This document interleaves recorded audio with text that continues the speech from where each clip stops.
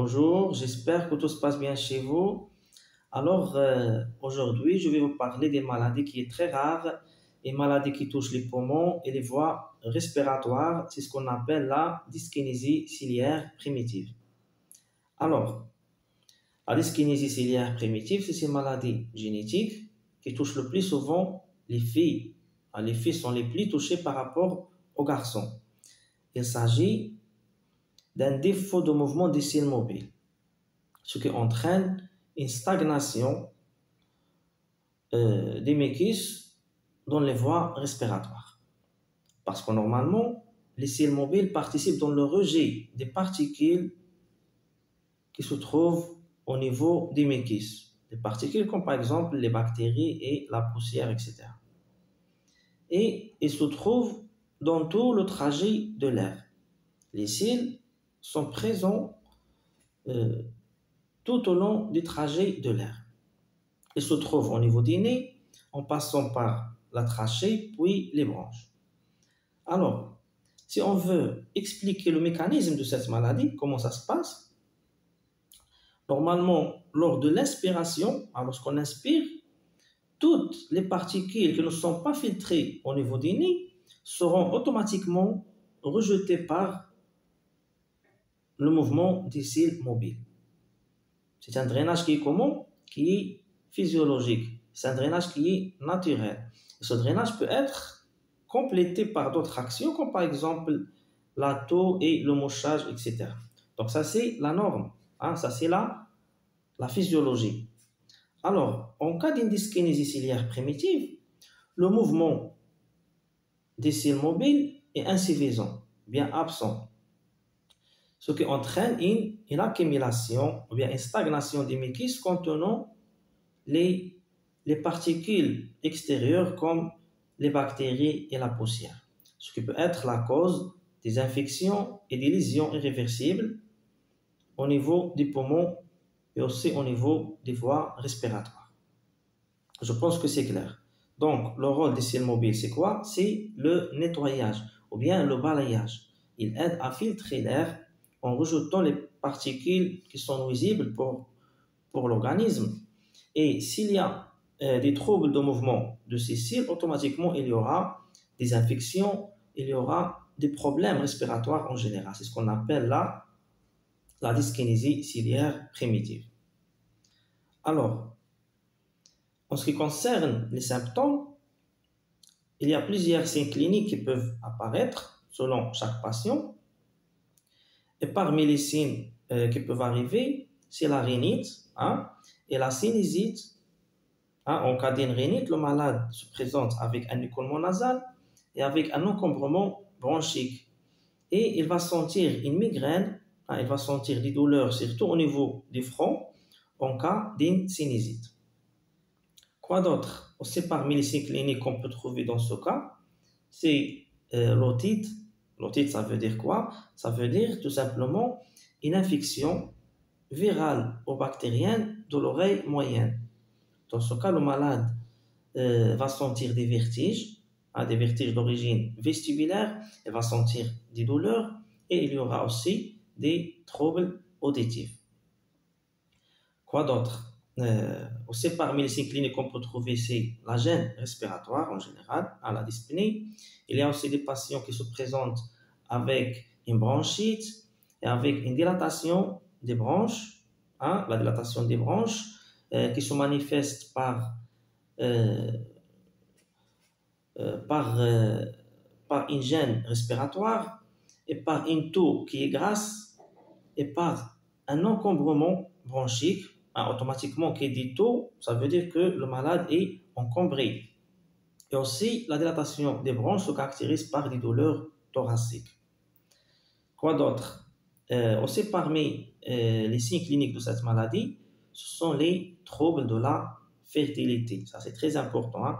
Les troubles de la fertilité comptent parmi les symptômes de la dyskinésie ciliaire primitive. Pourquoi on parle des troubles de la fertilité? Il y a des gens qui posent la question, quelle est la relation entre la fertilité et entre l'encombrement bronchique ou bien l'infection pulmonaire ou bien l'infection pulmonaires, etc.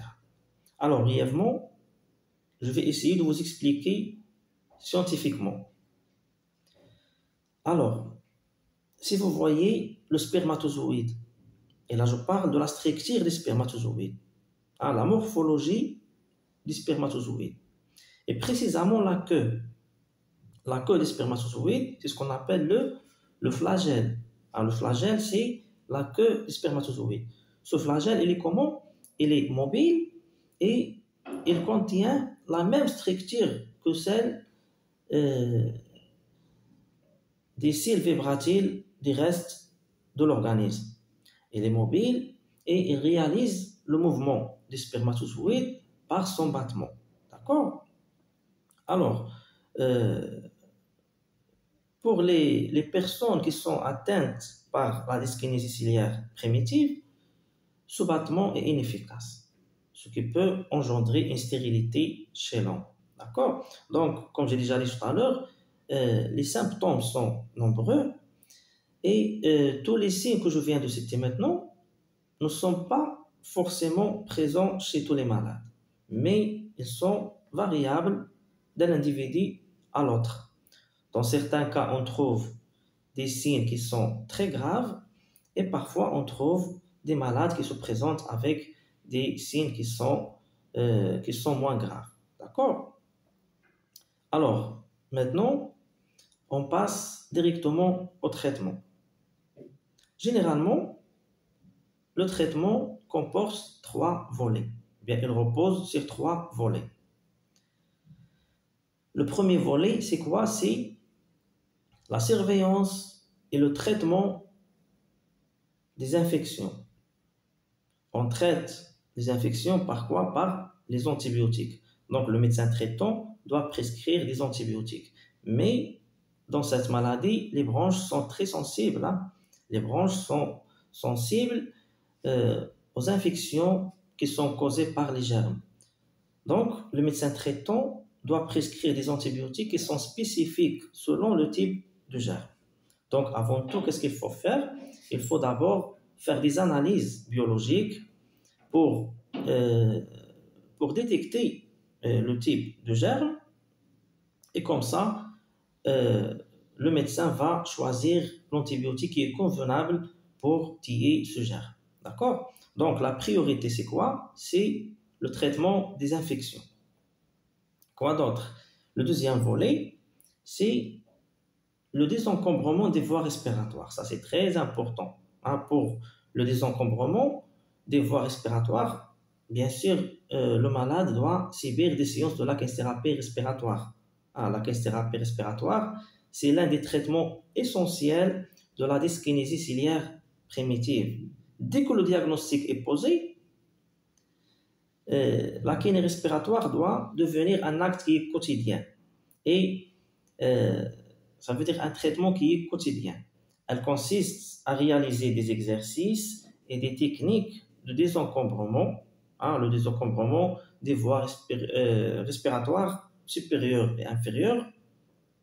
Pourquoi? Pour évacuer bien sûr les sécrétions. Alors, on doit utiliser les techniques de désencombrement branché, comme par exemple le drainage autogène. Le drainage autogène, c'est une technique qui est très efficace. C'est une technique qui consiste à expirer le maximum d'air possible des poumons. Pourquoi? Pour décoller les sécrétions des petites voies respiratoires qui se situent sur les bords des poumons. Donc, les sécrétions vont se déplacer vers les voies respiratoires les plus centrales. Et cela va faciliter, bien sûr, leur évacuation. Quoi d'autre? À part le drainage autogène, on peut parler aussi des dispositifs. Les dispositifs d'aide au désencombrement. Ce sont des appareils qui aident les patients à mobiliser le mucus et à faire sortir les sécrétions et les expectorations qui se trouvent au niveau des voies aériennes. D'accord? Là, je parle bien sûr des patients qui ne sont pas autonomes. Ça veut dire les patients qui n'arrivent pas à tousser. Les patients qui sont incapables de tousser et qui sont incapables d'évacuer les sécrétions. Sinon, si le patient est autonome, que ce soit un enfant ou bien un adulte, s'il est autonome, s'il arrive à évacuer les sécrétions lui seul, donc ce n'est pas la peine d'utiliser le dispositif. Quoi d'autre? Aussi parmi les techniques qui peuvent être utiles dans ce sens, c'est le lavage des nez. Ça c'est très important aussi. Le lavage des nez, c'est une technique qui est très simple, elle est très facile pratiquement. Elle doit être effectuée tous les jours, quotidiennement, soit par un kinésithérapeute, ou bien par les parents, ou bien par le malade lui-même, lorsqu'il devient autonome après un certain âge. D'accord? Alors, le lavage des nez ou bien le nettoyage des fosses nasales se fait quotidiennement à l'aide d'un sérum physiologique ou bien à l'aide d'une solution qui se compose de sels minéraux avec une coquille qui est tiède. Alors, brièvement, on passe à la troisième partie, ou bien le troisième volet. C'est quoi? C'est le respect des règles d'hygiène.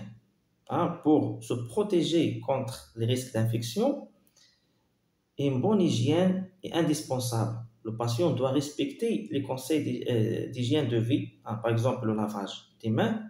Il faut se laver les mains plusieurs fois par jour et il faut utiliser des mouchoirs jetables. Aussi l'aération de l'espace, il faut aérer l'espace. Il faut éviter l'humidité. Il faut éviter le contact avec les personnes qui sont malades, les contacts avec les personnes grippées pour éviter bien sûr la contamination. Quoi d'autre? Il faut arrêter le tabagisme, ça c'est indiscutable. Il ne faut pas discuter ce point. Le tabac est à proscrire. Il faut arrêter carrément le tabagisme. Quoi d'autre? Il faut suivre avec un nutritionniste, ça c'est très important aussi. Le nutritionniste qui donne aux malades un régime alimentaire qui est équilibré, un régime alimentaire qui est riche en vitamines et en protéines. Pourquoi? Pour renforcer bien sûr le système immunitaire. Quoi d'autre? Aussi parmi les choses les plus importantes qu'il ne faut pas la négliger, c'est quoi? C'est l'activité sportive. J'insiste sur le sport. Le sport, le sport, le sport. Donc, le patient doit pratiquer une activité sportive d'une manière régulière pour favoriser et pour faciliter le drainage bronchique. D'accord? Donc, c'est ça en général le protocole. Je récapitule pour le traitement. Il repose sur 3 volets, bien 3 parties. La première partie, c'est quoi? C'est la surveillance et le traitement des infections. La deuxième partie, c'est le désencombrement des voies respiratoires. Et la troisième partie, c'est le respect des règles d'hygiène. Donc, c'est ça en général le protocole. Sinon, si ça ne marche pas, ça veut dire dans le cas échéant, il y a d'autres traitements qu'on peut les mettre en œuvre parce que malgré un traitement quotidien qui est bien mené, malgré un régime alimentaire qui est équilibré, il y a des complications qui peuvent arriver chez certains patients. Et ces complications nécessitent d'autres traitements. Par exemple, en cas des troubles auditifs, le patient peut utiliser des audioprothèses. D'accord? Et il y a des cas qui nécessitent la chirurgie. Dans certains cas, la chirurgie est indiquée, que ce soit la chirurgie ORL ou bien la chirurgie pulmonaire.